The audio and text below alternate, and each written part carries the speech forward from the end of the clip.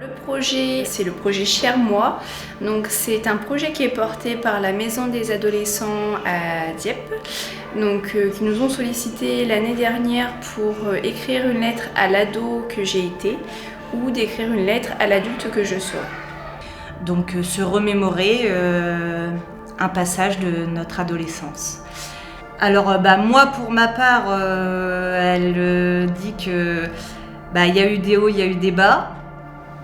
Il y a eu beaucoup de bas, mais c'est pas pour ça qu'on relève pas la tête. Et que tous ces bas font aussi qui je suis aujourd'hui.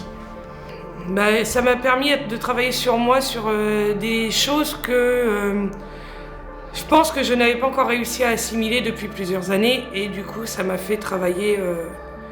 Parce qu'on dit que l'écriture aide, et je pense que ça m'a beaucoup aidé. Je lui donne pas des conseils, parce que de toute façon, je l'ai déjà vécu et c'est trop tard.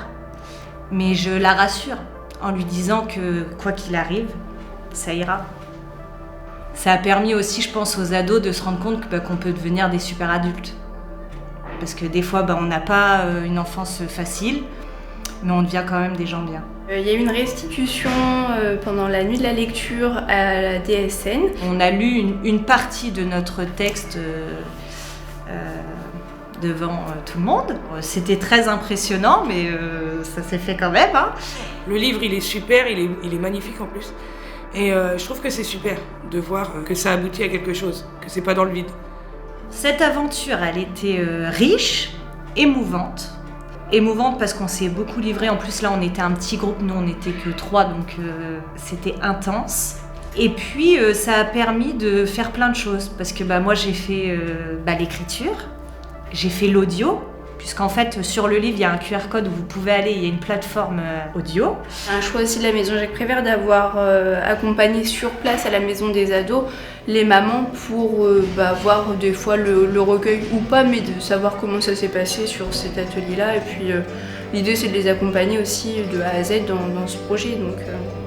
J'aurais jamais dit, en étant ado à 15 ans, que j'aurais 5 enfants, je serais mariée, j'aurais le permis, j'aurais tout ça. Ça ne m'aurait jamais venu à l'esprit. En fait, on ne sait pas ce que l'avenir nous réserve. Et du coup, c'est super intéressant parce que c'est un échange riche. Au final, on se rend compte que qu'on soit adulte ou qu'on soit ado, ça se rencontre et il y a beau avoir des fois 40 ans ou 20 ans d'écart, mais c'est toujours les mêmes discours en fait.